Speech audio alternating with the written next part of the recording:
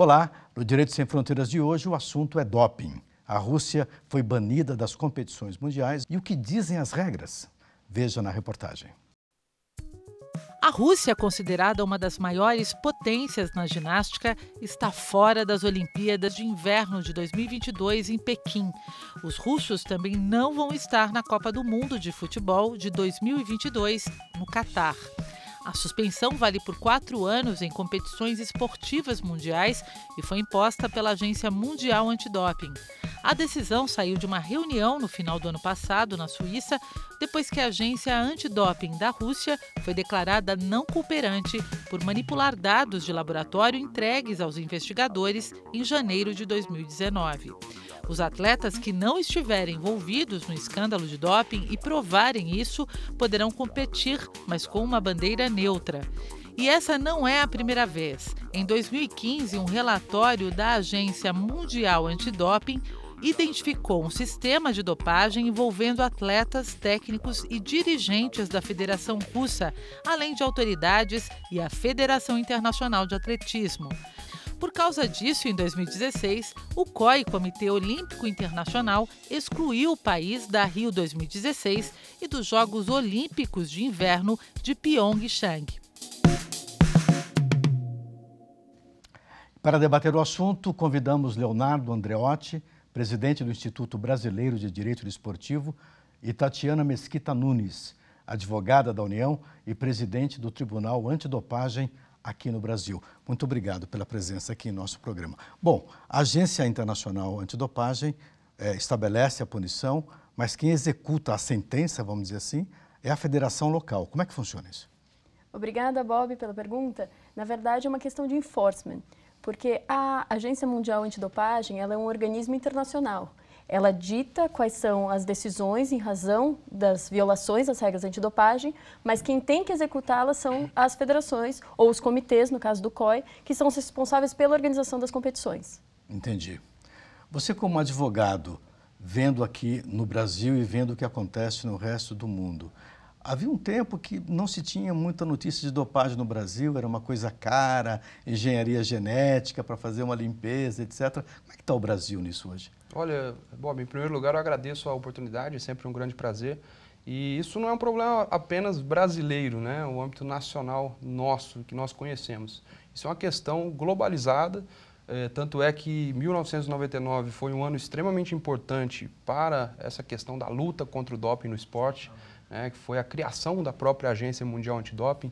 Isso tudo por um impulso bastante importante à época do próprio Comitê Olímpico Internacional, que, obviamente, como detentor da titularidade dos Jogos Olímpicos e de outros eventos de grande magnitude, né, sempre em conjunto com suas entidades filiadas, que são as federações desportivas internacionais, tem, obviamente, todo o interesse de implementar regras que propiciem um desporto limpo, né, dentre os atletas participantes desses grandes eventos, né. Isso traz como consequência uma luta desenfreada há muito tempo contra atletas que não jogam limpo, contra atletas que buscam uma melhora de performance, de desempenho, de forma artificial.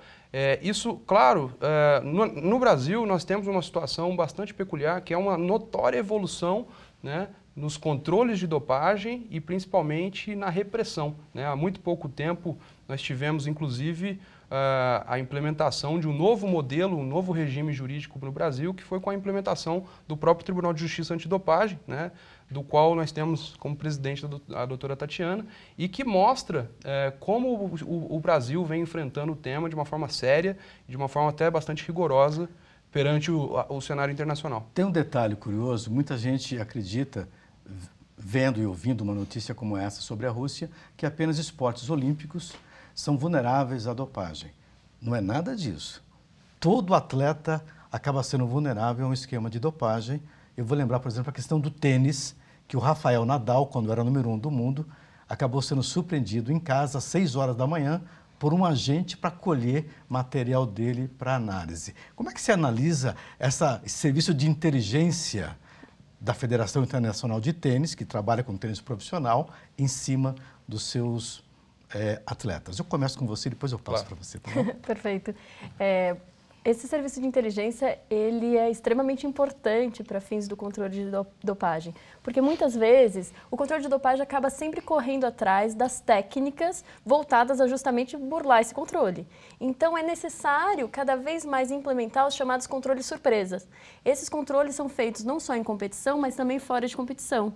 Principalmente os atletas considerados de ponta, eles devem sim seguir regras e devem seguir determinados trâmites chamados whereabouts, para que a agência sempre tenha conhecimento de onde eles estão e possa justamente determinar esse tipo de controle.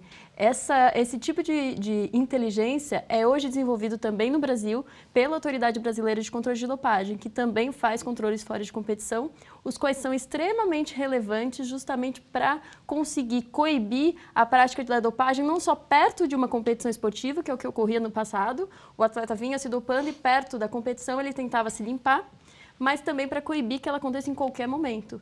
E o passaporte biológico, que é uma das formas de detecção, né, de acompanhamento da vida do atleta. É uma carteirinha de vacina, quase. É como se fosse uma carteirinha de vacina.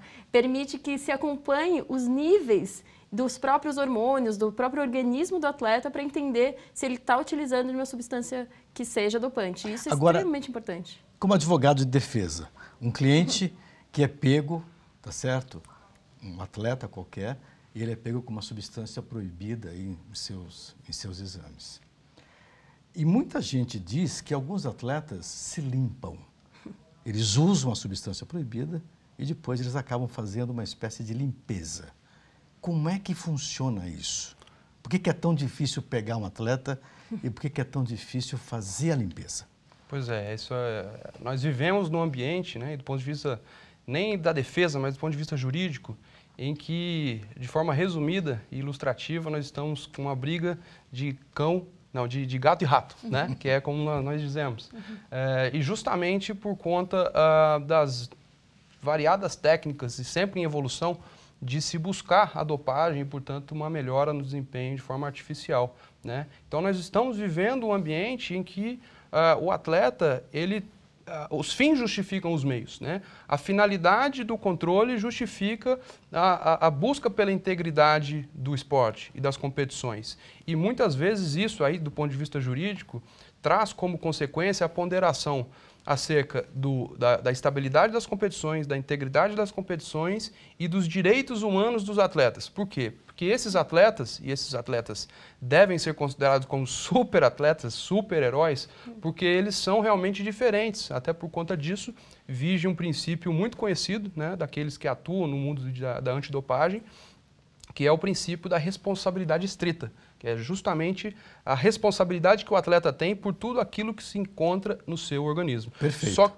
Só para concluir, o sistema antidopagem mundial e nacional, ele só consegue uma eficácia naquilo que busca, que é a busca pelo esporte limpo, quando ele implementa diversas técnicas de controle, dentre as quais aqueles controles surpresas, o passaporte biológico, que é um controle que se faz de um determinado período para que se estabeleça, né, se houve ou não uma fuga de uma escala padronizada de uma substância. São métodos que se utilizam para fins justamente de tentar dar um passo à frente, né, no controle de dopagem mundial. Existe uma pressão muito grande dentro do ambiente de competição para que um patrocinador X, por exemplo, tenha 5 ou 10 atletas numa certa modalidade entre os 10 primeiros. Como é que a lei, a justiça trabalha com essa pressão em cima do atleta e se alguém já se defendeu usando esse tipo de argumento? Eu vou ir para você, depois eu vou para você. Com certeza. Esse argumento acaba sendo trazido muitas vezes ao nosso tribunal. Chega ao tribunal. Chega ao tribunal. O atleta que vem ao tribunal e diz, olha, eu não sabia, tá. Olha, eu sabia, mas fui pressionado pelo entorno e aí por isso a importância que o Código de Combate à Dopagem tem hoje de também prever punições para o pessoal de apoio ao atleta e com isso a gente vai englobar o médico, que está lá daquele clube, naquela seleção, etc. Vai englobar o treinador, o assistente técnico e o tribunal, inclusive, já puniu essas pessoas. O tribunal, além de analisar a conduta do atleta, ele analisa também a conduta do entorno do atleta. e consegue sim chegar a punir outros profissionais que possam justamente ter influenciado negativamente o atleta a tomar aquela decisão. Só para tentar fazer um roteiro aqui, há vários grupos de dopagem, né? Substâncias proibidas. Nós temos as anfetaminas, temos os hormônios. O que mais que a gente tem?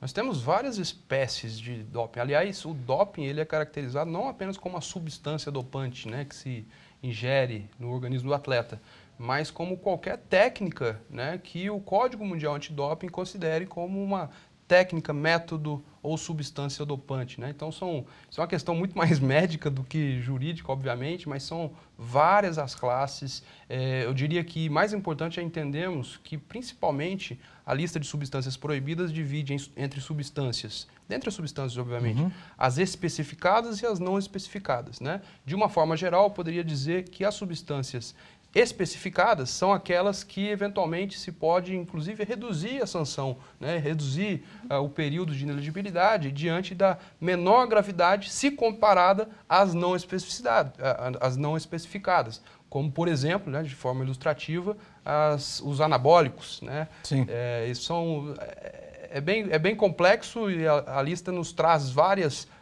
espécies, várias oportunidades de compreensão.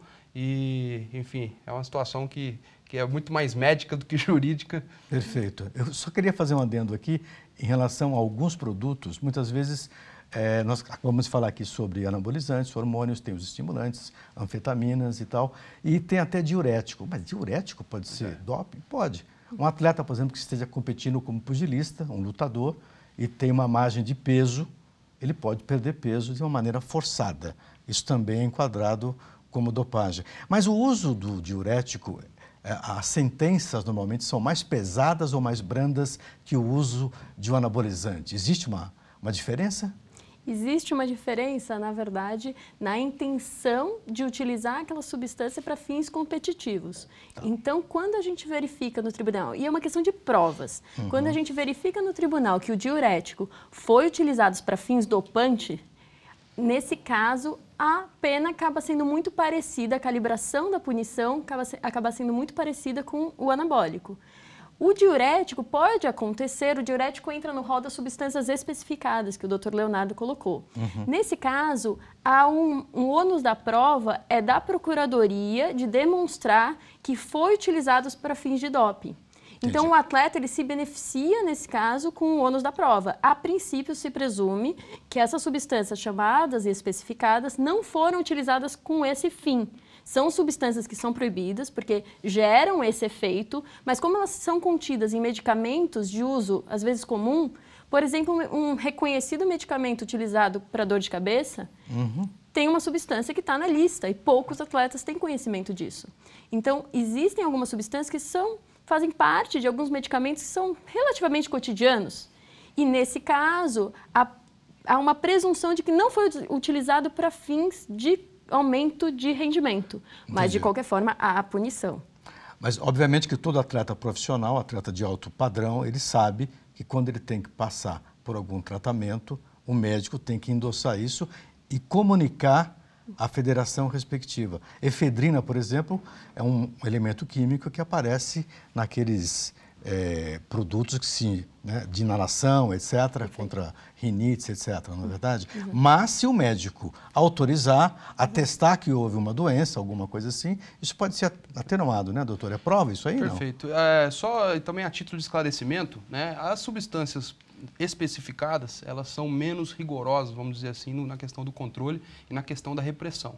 Mas a diferença e a preocupação, na verdade, ela é justamente pelo efeito que ela pode causar no organismo, que é basicamente, por exemplo, mascarar uma substância anabolizante, né? Então, sabe-se que o rigor é mitigado, mas como ela pode mascarar uma substância anabólica, dependerá, como a doutora Tatiana muito bem colocou, de um conjunto probatório em sessão de julgamento, em uma audiência, para que se avalie eventualmente a redução da penalidade. Perfeito. A gente volta a falar daqui a pouquinho sobre isso, no segundo bloco, e eu quero lembrar que a Rússia também, em 2016, foi banida das Olimpíadas no Rio de Janeiro e dos Jogos de Inverno.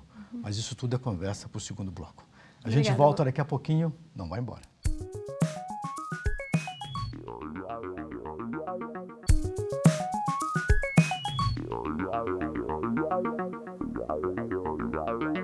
O Direito Sem Fronteiras está de volta e hoje estamos falando sobre o doping que acabou afastando a Rússia dos Jogos Olímpicos e de outras competições internacionais. Em 2016, a Rússia foi banida e não pôde participar das Olimpíadas do Rio de Janeiro.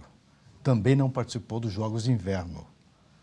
Quer dizer, apesar do controle, apesar do serviço de inteligência, apesar de tudo o que está disponível hoje, a Rússia parece que não recua. Como é que você analisa isso? Tem jeito isso aí? Olha, sempre tem. Sempre tem. Sempre tem. Eu acho que a esperança, né, e a meta do controle de doping é que haja 0 casos. Então, sempre que a gente está falando em controle de doping, quando a gente está buscando o jogo limpo, a meta que a gente possui é que, em algum momento, não tenha mais casos de doping e que as nossas próprias funções não façam sequer mais sentido. Os números provam que existe uma redução ou que existe uma confusão em relação a esses números? Às vezes os números demonstram que há um comportamento diverso, né?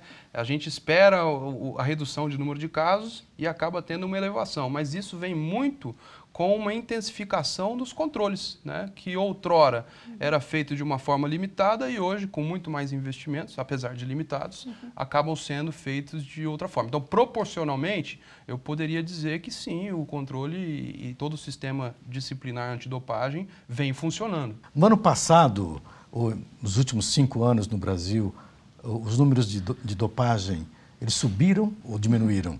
Ou estão estáveis? O que a gente verifica é que, em proporção ao número de controles realizados, os números decresceram. Só que foram realizados mais controles e, com isso, nós encontramos mais resultados analíticos adversos, que são justamente os dopings positivos. O que representa, na verdade, uma diminuição dos casos de doping. Entendi. Embora, evidentemente, represente também um aumento da fiscalização. Tá. E, de qualquer forma, isso é um reflexo, a meu ver, de um foco que tem sido dado, tanto no Brasil quanto fora, na educação antidopagem, que esse é um aspecto muito relevante. A Convenção de Doping nasceu de uma iniciativa da Unesco. E isso não é à toa. A Unesco é justamente o braço da ONU relacionado à educação. E por que nasceu de um braço relacionado à educação? Porque a grande meta e o que deve ser buscado no controle de dopagem não é a repressão, é a prevenção. E a prevenção se faz principalmente pela educação dos atletas, para evitar que eles sofram com essa pressão e entrem justamente nessa jogada do doping para buscar aumento na sua performance. Perfeito. No caso das substâncias proibidas, todos os anos, ou a cada 3 anos e meio, surgem aí novos produtos que serão considerados proibidos a partir de uma Olimpíada de verão. Explica para mim como é que funciona isso. Quer dizer, a cada 4 anos surgem novos produtos. Esses produtos não estão, evidentemente, na dos banidos. Aí você não pega. É de novo a velha história do gato e rato. Né? E a Agência Mundial Antidoping, ela joga um papel extremamente importante justamente nesse sentido. Se por um lado nós temos a necessidade de uma educação, e vale ressaltar inclusive o papel da Autoridade Brasileira de Controle de Dopagem nesse sentido, né? Vem sendo desempenhado de uma forma até bastante técnica e muito importante no âmbito nacional pela secretária, que é a Luísa Parente. Mas a UADA, ela joga um papel extremamente importante. Por quê? Porque, basicamente, eles têm que ter investimentos suficientes para averiguar, para verificar quais são as novas substâncias, né? Quais são os novos métodos, sempre no intuito de tentar dar um passo à frente daquele que trapaceia, né? Daquele que, por outras vias, né, está buscando métodos que não são conhecidos ou não são detectáveis para melhorar a sua performance. Por isso que, ilustrativamente, não há frase mais correta que essa questão do gato e rato. O primeiro-ministro russo, Dmitry Medvedev, vem dizendo que a Rússia não se dopa. Ele é o primeiro a ser educado na questão ou ele não tem informação suficiente sobre isso? Isso é uma resposta bastante complexa. A UADA vem investigando, como você mesmo disse, já há alguns anos a questão da Rússia. Inclusive, é objeto de um documentário que tem em cadeia internacional, já foi transmitido, que é uma questão bastante complexa no âmbito da antidopagem. Por quê? Porque ali não se está verificando a conduta de 1, 2 ou 3 atletas. Se está verificando um esquema de dopagem sistêmica que está acontecendo em determinado estado. Um esquema estatal, inclusive. O que se diz, o que o WADA vem dizendo, é que esse esquema, inclusive, tem envolvimento de autoridades do Estado, de órgãos estatais. E isso é bastante preocupante, por isso que eu acho que as autoridades internacionais tomaram essas medidas, digamos assim, mais drásticas para tentar coibir, de alguma forma, esse tipo de prática. Isso, na verdade, se relaciona muito com uma questão que já existe há muito tempo, que já foi estudada, que é a chamada instrumentalização do esporte. O esporte vem sendo usado pelos estados há muitos e muitos anos como mecanismo de soft power internacional. Então, nas relações internacionais, um estado demonstrar que tem os melhores atletas, que tem as melhores performances, isso no jogo internacional da política, isso vale muito.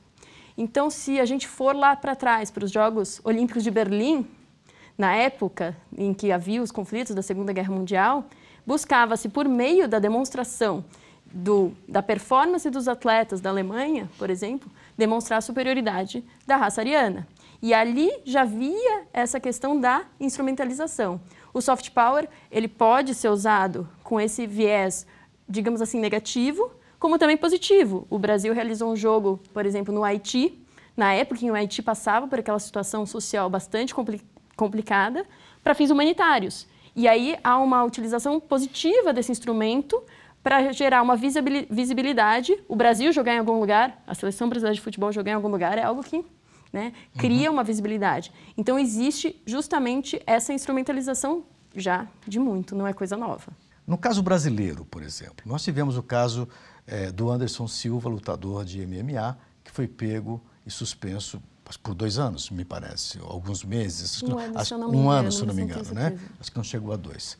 E outros casos que não foram casos configurados, mas casos que trouxeram a discussão. Caso, por exemplo, do nadador Cielo, que alegou ter utilizado um produto contaminado. Como advogado, qual é a eficácia dessa defesa? Como advogado, né, do ponto de vista da defesa, obviamente que precisamos estar atentos a todas as variáveis, né, tudo aquilo que poderia ter acontecido para que o atleta ingerisse aquela determinada substância dopante. O que acontece muitas vezes? O atleta é notificado pela Autoridade Brasileira de Controle de Dopagem e não se sabe até aquele momento. Claro, estou tratando aqui de atletas que realmente não sabem o que aconteceu ou que por uma negligência tenha caído num controle de dopagem. Né? Não estou afastando aqui a questão dos atletas que deliberadamente, de forma intencional, praticam a dopagem. Né? Mas para esses casos, dos atletas que são negligentes, como máximo, é muito difícil estabelecer como é que aquela substância entrou no organismo. Então, parte-se de uma investigação minuciosa de tudo aquilo que poderia ter acontecido. Muitas vezes, o atleta usa lá um moedor de remédio, por exemplo, para moer o seu comprimido. O moedor que, eventualmente, a mãe do atleta ou algum familiar usou em um determinado dia, porque precisava moer o seu medicamento, né? Isso o atleta nem sabe, né? Talvez foi negligente por não ter deixado aquela... Já usaram isso como defesa? Não? Já houve moedor? Defesa nesse sentido. Moedor? Já estamos voltando à base da alquimia. Já tem gente fazendo remédio em casa. Não foi conosco essa defesa. Não foi com você.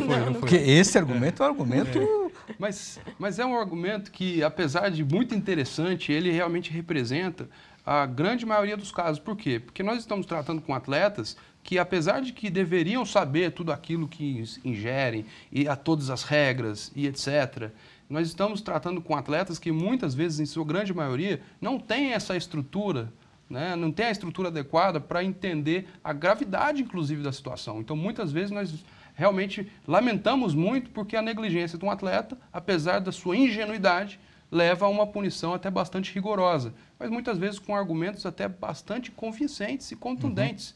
Né? Mas essa é a questão do controle de dopagem. Né? O atleta inocente no sentido de não ter tido a intenção de se dopar, acaba também sendo prejudicado pelo rigor do sistema. Perfeito. Rafaela Silva, campeã olímpica, campeã mundial de judô, foi pega recentemente no exame antidoping. Esse caso foi discutido no Tribunal Brasileiro, ela fez uma apelação local para depois encaminhar uma outra apelação. Passou por aqui? Esse caso não foi analisado pela Justiça Desportiva Antidopagem Brasileira, porque o controle não foi realizado pela Autoridade Brasileira de Controle de Dopagem. Sim, mas receberam o comunicado. Sabemos da situação. Na verdade, esse julgamento foi fora do Brasil. Sim. Mas nós, evidentemente, por ser um caso notório, nós temos conhecimento do caso e das circunstâncias do caso.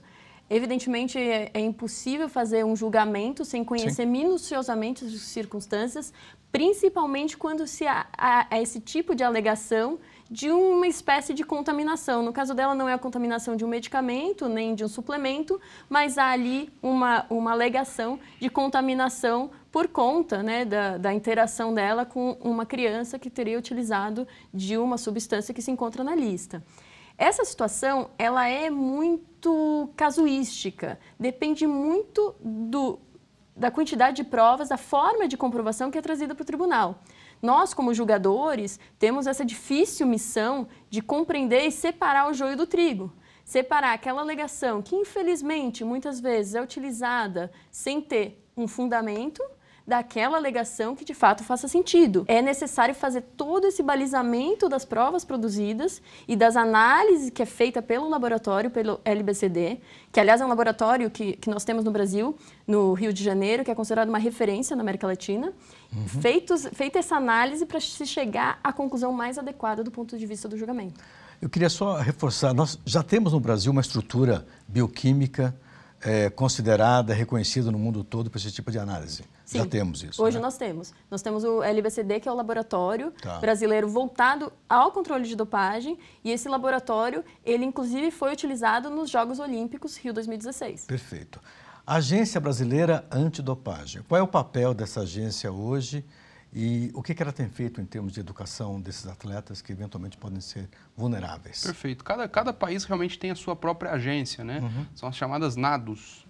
No Brasil, nós temos a Autoridade Brasileira de Controle de Dopagem, que é uma estrutura estatal, é uma secretaria nacional no âmbito da Secretaria Especial do Esporte, vinculada ao Ministério da Cidadania, né? Hoje ocupada por Sua Excelência, a secretária Luísa Parente, né? A ex-ginasta, conhecida de todos nós no meio esportivo, e que vem jogando um papel muito importante, como eu disse anteriormente, principalmente no sentido da educação antidopagem, né? O que se busca, claro, a repressão ela é muito importante, né? Até pelo rigor da norma e daquilo que se espera do órgão julgador, mas a educação e a questão pedagógica ela é extremamente importante, né? Então eu diria que dentre os principais papéis da autoridade a educação e principalmente o controle de dopagem, né? O controle que depende largamente de investimentos e é quase que uma obrigação do poder público prover essa situação que vem a contribuir com a luta contra o doping no país. Perfeito. Eu queria só lembrar o seguinte, que um atleta, quando ele é pego no exame de doping, além dele ser punido, de ficar fora das competições, ele perde patrocínio, ele perde honra, perde reputação. A carreira pode chegar a um fim bastante rápido. Infelizmente, falando em fim, chegamos ao final aqui do nosso programa. Eu agradeço muito a divisão de conhecimento aqui com a gente. Muito obrigado. E agradeço também a você que nos acompanhou até agora. E se você quiser acompanhar a nossa programação na TV Justiça, fique ligado no nosso canal no YouTube. O nosso e-mail é direitosemfronteiras@stf.jus.br. Um abraço e até a próxima.